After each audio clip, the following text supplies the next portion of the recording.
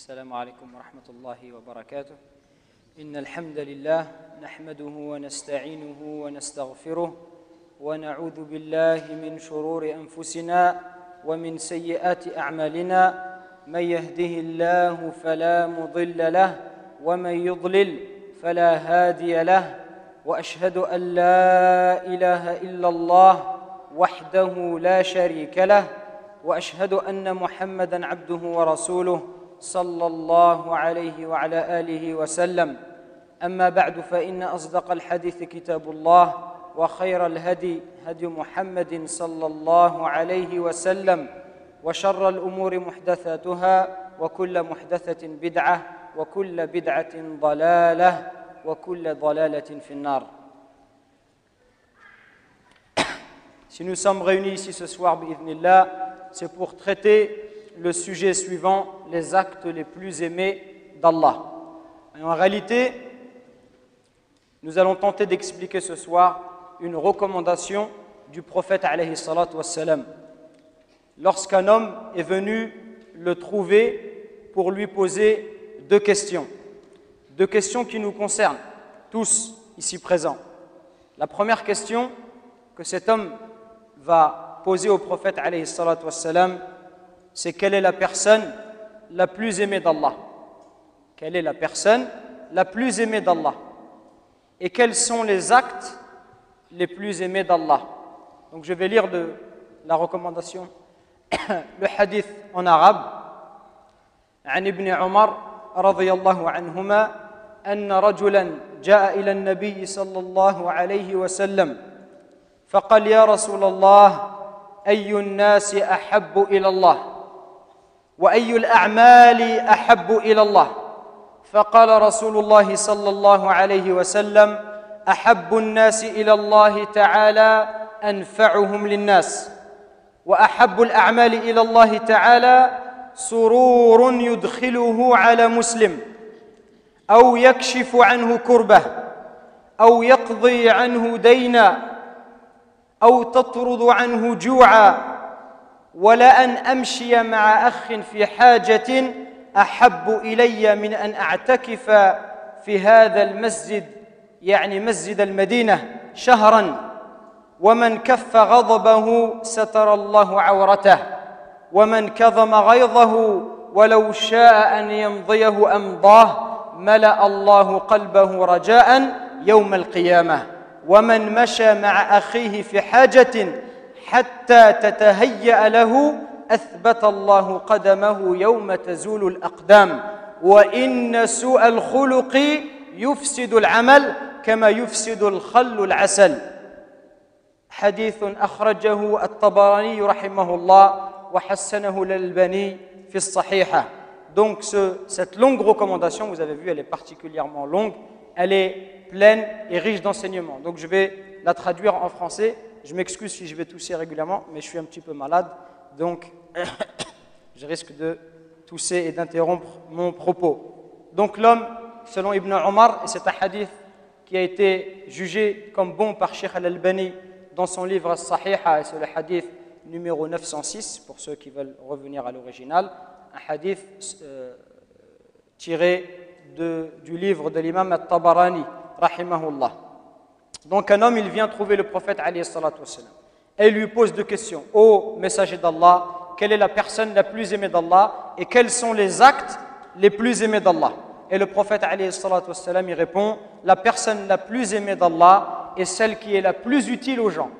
La personne la plus aimée auprès d'Allah subhanahu wa ta'ala, ou la plus aimée d'Allah subhanahu wa ta'ala, est la personne qui est le plus utile aux autres. Quant aux œuvres les plus aimées d'Allah, le prophète il va citer alayhi salatu wassalam, une succession d'actes. Et il dit en premier, c'est de rendre heureux un musulman. Ou bien de le soulager d'une angoisse. Ou de lui rembourser une dette. Ou d'écarter de lui la faim. Et certainement, le fait d'accompagner un frère pour satisfaire son besoin mais préférable au fait d'accomplir al-i'tikaf, qui est la retraite spirituelle que l'on a l'habitude d'accomplir lors des derniers jours du Ramadan, c'est-à-dire lorsque l'on reste à la mosquée uniquement pour prier et adorer Allah subhanahu wa ta'ala. Donc le prophète dit, et certainement le fait d'accompagner un frère pour satisfaire son besoin, mais préférable à faire al-i'tikaf dans cette mosquée pendant 1 mois. Et il parle de sa mosquée, la mosquée de Médine. Celui qui maîtrise sa colère, Allah lui couvrira ses défauts.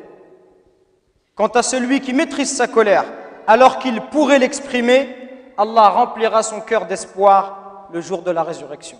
Et celui qui accompagne son frère jusqu'à ce qu'il comble son besoin, Allah raffermira ses pieds ou ses pas le jour où les pieds trébucheront littéralement. Certes, le mauvais comportement pervertit l'acte comme le vinaigre altère le miel. Vous voyez, c'est une longue recommandation. Et tout de suite, je voudrais attirer votre attention sur un point, sur 2 points. C'est regarder la qualité des questions posées par les Sahaba radiyallahu anhum. Eux, ils voulaient aller au paradis. Ce désir chez eux, il est ardent. Donc, ils posent des questions qui sont utiles. Et ces questions, elles nous concernent tous. Tous, on aimerait être aimés d'Allah subhanahu wa ta'ala. Et forcément, pour être aimé par Allah subhanahu wa ta'ala, il faut accomplir des actes qui sont aimés par lui. Donc, regardez la qualité de ces questions. Pourquoi? Parce que les Sahaba radiyallahu anhum, ils posent des questions. Pourquoi, à votre avis? Pour emmagasiner la science? Non. Pour la mettre en application. Pour la mettre en application. Parce que l'objectif de la science, c'est l'œuvre. C'est le fait d'œuvrer. Si tu emmagasines les connaissances et tu ne fais rien, alors la science sera un argument en ta défaveur. Et regardez-nous aujourd'hui nos questions. Quand un shir vient nous visiter, regardez les questions. Ya shir, qu'est-ce que tu penses de Foulen? Ya shir, un frère il a fait ça, est-ce que c'est bien? Nous, nos questions, ça tourne toujours autour de ça. Est-ce qu'on entend ce genre de questions? Des choses qui sont vraiment bénéfiques, profitables. Alors attention, je ne dis pas que parfois ce n'est pas nécessaire de se renseigner sur telle ou telle personne, mais le fait d'en faire quelque chose de systématique, ça prouve un malaise. Ça prouve que nous n'avons pas réellement compris l'héritage des anciens.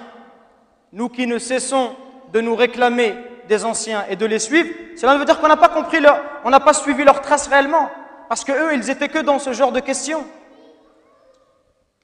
Donc c'est pour cela que j'attire votre attention et je demande à chacun d'avoir une bonne attention. Si on est là ce soir pour ces 20 ou 30 minutes, mes frères, est-ce que vous allez entendre ces propos du prophète alayhi salatu wassalam? Vous allez les entendre bi'idhnillah et vous allez tenter, chacun à votre niveau, selon vos possibilités, de les mettre en application. Ça, c'est l'objectif. On entend quelque chose et on va essayer de les mettre en application. Alors, la première question posée au prophète, alayhi salatu wassalam, quelle est la personne la plus aimée d'Allah? Et le prophète répond, alayhi salatu wassalam, la personne la plus aimée d'Allah est celle qui est la plus utile aux gens. Sache donc que plus tu es utile aux gens, à tes frères, à tes sœurs, plus l'amour d'Allah Azza wa Jal pour toi, envers toi, plus cet amour est fort. Et le contraire, il est vrai aussi. Moins tu es utile aux musulmans, moins Allah t'aime. Si tu veux qu'Allah il t'aime, alors il faut que tu sois utile à ta communauté. Parce que l'islam, il se vit en société. Il ne se vit pas individuellement. Et il ne serait pas concevable que quelqu'un atteigne des hauts degrés dans la foi sans que, parallèlement, il soit utile à sa communauté et quelqu'un de profitable. Alors comment est-ce qu'on est utile à sa communauté? Ce n'est pas uniquement par l'argent, mais il y a beaucoup de façons d'être utile. Et je dirais, à chacun, Allah Azza wa Jal, il a donné des spécificités. Peut-être que toi, mon frère, tu es doué pour bien expliquer les choses. Alors prends de ton temps pour expliquer la religion si Allah t'a donné des connaissances, ou pour expliquer ce que tu maîtrises. Si Allah il t'a donné l'expérience de la vie, je parle des plus anciens, peut-être que nos oncles et les gens qui sont un peu plus vieux que nous, ils ont l'expérience de la vie, qu'ils donnent des conseils aux plus jeunes. À partir du moment où ceux-ci veulent bien les écouter, parce que nous souvent les jeunes on a l'impression que nos papas ou les gens du bled, parce qu'ils n'ont pas un bac plus 4, on a l'impression que c'est des boricots, qui ne peuvent rien nous apprendre. Non, détrompez-vous mes frères, Wallah. Celui qui a passé 50 ans ou 60 ans sur cette terre, il a beaucoup de choses à t'apprendre. Parce qu'à 20 ans ou 30 ans, Wallah, il y a encore plein de choses que tu n'as pas vues. Donc voilà, on peut être utile en donnant des conseils. On peut être utile par sa réputation, en intercédant. En disant à un frère, tel frère, faites le travail, je le connais, je me porte garant. Mais à toi aussi derrière. Parce qu'on se porte garant pour toi, d'être à la hauteur. De ne pas faire n'importe quoi. Comme c'est souvent le cas. Parce qu'on réclame, on se porte garant pour des gens, on dit faites le travail, le frère mesquin ne travaille pas, aide-le. Puis il y a le travail, le frère il fait n'importe quoi. Et tu salis la réputation des gens qui se sont engagés pour toi. Par son rang, etc., etc. Les moyens sont infinis. Et il faut faire cela avec une intention sincère.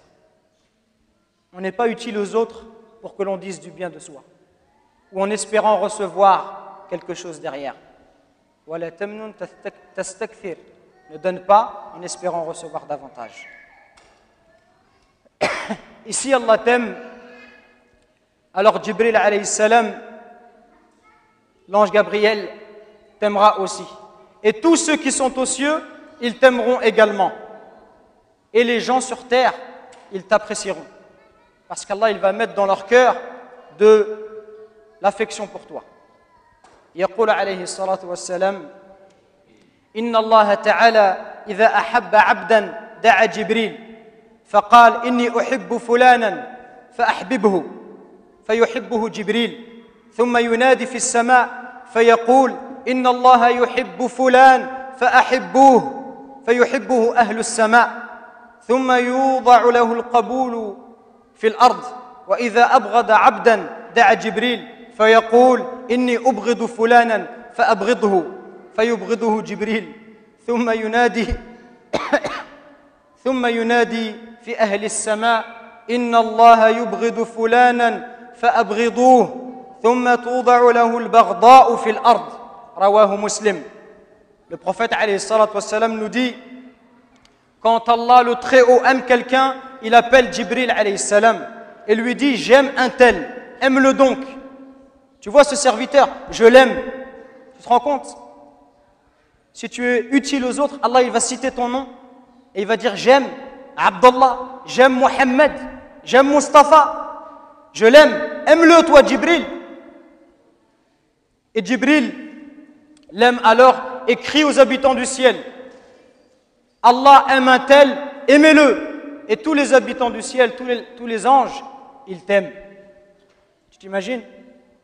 Toi, peut-être que tu es là parmi nous, et tous ceux qui sont au ciel, ils t'aiment. Et dans le cas contraire, quand Allah déteste quelqu'un, il appelle Jibril et lui dit « Je déteste un tel. Déteste-le. » Alors Jibril se met à le détester. Et il dit aux habitants du ciel « Détestez-le. » Et Allah, il le rend antipathique sur terre. C'est-à-dire que les gens, ils ne l'apprécient pas. Et pour la personne qu'Allah aime, il met al-qaboul, c'est-à-dire qu'il le rend accepté par les gens. Les gens, ils le trouvent sympathique. Allah, il va t'utiliser pour que tu lui obéisses. يقول عليه الصلاة والسلام وما تقرب إلي عبدي بشيء أحب إلي مما افترضت عليه وما يزال عبدي يتقرب إليه بالنوافل حتى أحبه فإذا أحببته كنت سمعه الذي يسمع به وبصره الذي يبصر به ويده التي يبطش بها ورجله التي يمشي بها وإن سألني لأعطينه ولئن استعاذني لأعيذنه. Le prophète alayhi salatu wassalam, il dit, et c'est un hadith qudsi, un hadith à thème divin, où Allah parle et dit, mon esclave n'a fait pour se rapprocher de moi une action plus aimable à moi que ce que je lui ai imposé. C'est-à-dire, il n'a pas fait quelque chose de plus aimable à moi que les actes obligatoires. Et mon esclave ne cesse de se rapprocher de moi par les actes supplémentaires, surérogatoires, jusqu'à ce que je l'aime. Et si je l'aime, une fois que je l'ai aimé, je deviens son ouïe avec laquelle il entend, sa main avec laquelle il frappe, et son pied avec laquelle il marche, avec lequel il marche. S'il me demande une chose, je la lui donne très certainement. Et s'il se met sous ma protection, je la lui accorde à coup sûr. Regardez. Si Allah il t'aime, alors avec ta main, tu ne vas accomplir que ce qu'Allah aime et agrée. Avec ton pied, tu ne te dirigeras que vers les endroits agréés par Allah subhanahu wa ta'ala. Allah, il va t'utiliser pour son obéissance, t'utiliser dans le bien. Ça fait partie, mes frères, des bénéfices de l'amour d'Allah envers son serviteur. Et également, si Allah, il t'aime, il ne te châtiera jamais. Il ne te châtiera point. Parce que le prophète, alayhi salatu wassalam, a dit « Wallahi, la yulqi Allahu habibahu fi an-nar » هذا حديث صحيح. Dans un hadith authentique, le prophète, alayhi salatu wassalam, il dit « Je jure par Allah, Allah, il ne châtiera jamais son bien-aimé. » Allah, il ne châtiera jamais son bien-aimé. Si Allah, il t'aime, il ne va pas te châtier. Et d'ailleurs, lorsque des communautés qui nous ont précédés ont prétendu faussement être les fils d'Allah et être ses bien-aimés, Allah subhanahu wa ta'ala a ordonné aux prophètes de leur dire فَلِمَا يُعَذِّبُكُمْ بِذُنُوبِكُمْ. Allah, il a dit à son prophète, dis, comme vous voyez, dit dans le Coran, Allah s'adresse au prophète et lui demande de dire aux gens, de s'adresser aux gens, dis, pourquoi donc vous châtie-t-il pour vos péchés? Si Allah il vous aime, si vous prétendez être les bien-aimés d'Allah, pourquoi est-ce qu'Allah il vous punit pour vos péchés? Cela veut donc bien dire que celui qu'Allah aime, il ne le châtie point. Ils t'aimeront également. Et les gens sur terre, ils t'apprécieront. Parce qu'Allah il va mettre dans leur cœur de l'affection pour toi. يقول عليه الصلاة والسلام إن الله تعالى إذا أحب عبدا دعا جبريل فقال إني أحب فلانا فأحببه فيحبه جبريل ثم ينادي في السماء فيقول إن الله يحب فلان فأحبوه فيحبه أهل السماء ثم يوضع له القبول في الأرض وإذا أبغض عبدا دعا جبريل فيقول إني أبغض فلانا فأبغضه فيبغضه جبريل ثم ينادي في أهل السماء إن الله يبغض فلانا فأبغضوه ثم توضع له البغضاء في الأرض رواه مسلم. Le prophète alayhi salatu wassalam nous dit quand Allah le Très-Haut aime quelqu'un, il appelle Jibril alayhi salam et lui dit j'aime un tel, aime-le donc. Tu vois ce serviteur, je l'aime. Tu te rends compte? Si tu es utile aux autres, Allah il va citer ton nom et il va dire j'aime Abdallah, j'aime Mohammed, j'aime Mustafa, je l'aime, aime-le toi Jibril. Et Jibril l'aime alors et crie aux habitants du ciel Allah aime un tel, aimez-le. Et tous les habitants du ciel, tous les anges, ils t'aiment. Tu t'imagines? Toi peut-être que tu es là parmi nous et tous ceux qui sont au ciel, ils t'aiment. Et dans le cas contraire, quand Allah déteste quelqu'un, il appelle Jibril et lui dit je déteste un tel, déteste-le. Alors Jibril se met à le détester et il dit aux habitants du ciel détestez-le. Et Allah, il le rend antipathique sur terre, c'est-à-dire que les gens, ils ne l'apprécient pas. Et pour la personne qu'Allah aime, il met al-qaboul, c'est-à-dire qu'il le rend accepté par les gens. Les gens, ils le trouvent sympathique. Allah, il va t'utiliser pour que tu lui obéisses. يقول عليه الصلاة والسلام وما تقرب إلي عبدي بشيء أحب إلي مما افترضت عليه وما يزال عبدي يتقرب إليه بالنوافل حتى أحبه فإذا أحببته كنت سمعه الذي يسمع به وبصره الذي يبصر به ويده التي يبطش بها ورجله التي يمشي بها وإن سألني لأعطينه ولئن استعاذني لأعيذن الله قلبه رجاء يوم القيامة ومن مشى مع أخيه في حاجة حتى تتهيأ له أثبت الله قدمه يوم تزول الأقدام وإن سوء الخلق يفسد العمل كما يفسد الخل العسل. حديث أخرجه الطبراني رحمه الله وحسنه الألباني في الصحيحة. Donc cette longue recommandation, vous avez vu, elle est particulièrement longue, elle est pleine et riche d'enseignements. Donc je vais la traduire en français. Je m'excuse si je vais tousser régulièrement, mais je suis un petit peu malade, donc je risque de tousser et d'interrompre mon propos. Donc l'homme, selon Ibn Omar, et c'est un hadith qui a été jugé comme bon par Sheikh Al-Albani dans son livre As-Sahiha, et c'est le hadith numéro 906, pour ceux qui veulent revenir à l'original, un hadith tiré du livre de l'imam At-Tabarani, rahimahullah. Donc un homme, il vient trouver le prophète alayhi salatu wassalam, et il lui pose deux questions. Ô messager d'Allah, quelle est la personne la plus aimée d'Allah et quels sont les actes les plus aimés d'Allah? Et le prophète alayhi salatu wassalam, il répond, la personne la plus aimée d'Allah est celle qui est la plus utile aux gens. La personne la plus aimée auprès d'Allah subhanahu wa ta'ala, ou la plus aimée d'Allah subhanahu wa ta'ala, est la personne qui est le plus utile aux autres. Quant aux œuvres les plus aimées d'Allah, le prophète il va citer alayhi salatu wassalam une succession d'actes. Et il dit en premier, c'est de rendre heureux un musulman, ou bien de le soulager d'une angoisse, ou de lui rembourser une dette, ou d'écarter de lui la faim. Et certainement, le fait d'accompagner un frère pour satisfaire son besoin m'est préférable au fait d'accomplir al-i'tikaf, qui est la retraite spirituelle que l'on a l'habitude d'accomplir lors des derniers jours du Ramadan, c'est-à-dire lorsque l'on reste à la mosquée uniquement pour prier et adorer Allah subhanahu wa ta'ala. Donc le prophète dit, et certainement le fait d'accompagner un frère pour satisfaire son besoin m'est préférable à faire al-i'tikaf dans cette mosquée pendant 1 mois. Et il parle de sa mosquée, la mosquée de Médine. Celui qui maîtrise sa colère, Allah lui couvrira ses défauts. Quant à celui qui maîtrise sa colère, alors qu'il pourrait l'exprimer, Allah remplira son cœur d'espoir le jour de la résurrection. Et celui qui accompagne son frère jusqu'à ce qu'il comble son besoin, Allah raffermira ses pieds ou ses pas le jour où les pieds trébucheront littéralement. Certes, le mauvais comportement pervertit l'acte comme le vinaigre altère le miel. Vous voyez, c'est une longue recommandation. Et tout de suite, je voudrais attirer votre attention sur un point, sur 2 points.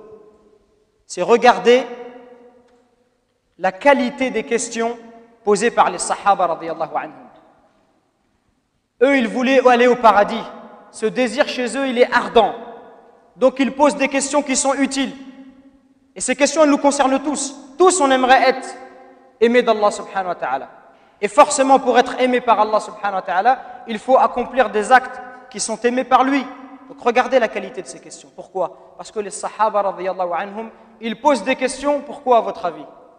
Pour emmagasiner la science? Non, pour la mettre en application. Pour la mettre en application. Parce que l'objectif de la science, c'est l'œuvre, c'est le fait d'œuvrer. Si tu emmagasines les connaissances et tu ne fais rien, alors la science sera un argument en ta défaveur. Et regardez-nous aujourd'hui nos questions. Quand un shir vient nous visiter, regardez les questions. Ya shir, qu'est-ce que tu penses de Foulen? Ya shir, un frère il a fait ça, est-ce que c'est bien? Nous, nos questions, ça tourne toujours autour de ça. Est-ce qu'on entend ce genre de questions? Des choses qui sont vraiment bénéfiques, profitables. Alors attention, je ne dis pas que parfois ce n'est pas nécessaire de se renseigner sur telle ou telle personne, mais le fait d'en faire quelque chose de systématique, ça prouve un malaise. Ça prouve que nous n'avons pas réellement compris l'héritage des anciens. Nous qui ne cessons de nous réclamer des anciens et de les suivre, cela veut dire qu'on n'a pas compris on n'a pas suivi leurs traces réellement, parce que eux, ils étaient que dans ce genre de questions. Donc c'est pour cela que j'attire votre attention et je demande à chacun d'avoir une bonne attention. Si on est là ce soir pour ces 20 ou 30 minutes, mes frères, est-ce que vous allez entendre ces propos du prophète alayhi salatu wassalam? Vous allez les entendre bi'idhnillah, et vous allez tenter, chacun à votre niveau, selon vos possibilités, de les mettre en application. Ça, c'est l'objectif. On entend quelque chose et on va essayer de les mettre en application. Alors la première question posée au prophète alayhi salatu wassalam, quelle est la personne la plus aimée d'Allah? Et le prophète répond alayhi salatu wassalam, la personne la plus aimée d'Allah est celle qui est la plus utile aux gens.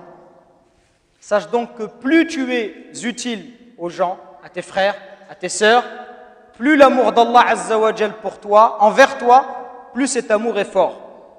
Et le contraire, il est vrai aussi.